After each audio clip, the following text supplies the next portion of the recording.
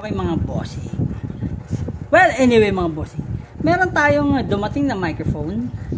Actually, bibigay ko to sa kapatid ko. Binili ko to para kay Arturo Reyes.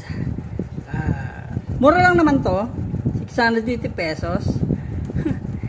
Kuku WM001 Professional Universal Wireless Microphone. Eh di wow. So, mura lang to mga bossing. Bibigay ko lang kay kuya kasi mga dispalinghado na yung wire ng mic niya nun. Tsaka para matry niya naman likot ang wireless mic. Eto na siya. Okay. Ano ba laman ito?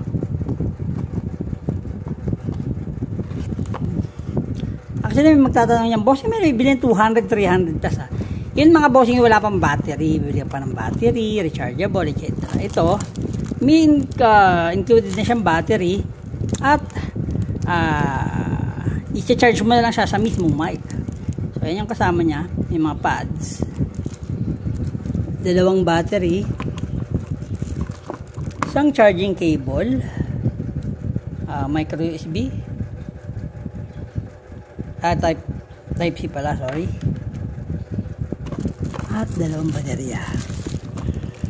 Actually, ang mukha ito nung baby. Yung binenta natin. Na walang receiver. Ayan. Yan ang mic mo, taga. Tignan mo.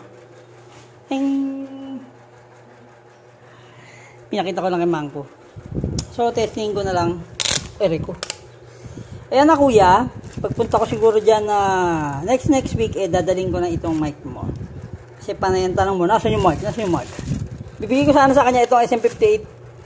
Ito. Kaso wag. Ang hinayang ako So, at saka niya, para maranasan niya naman, may experience niya yung wireless microphone.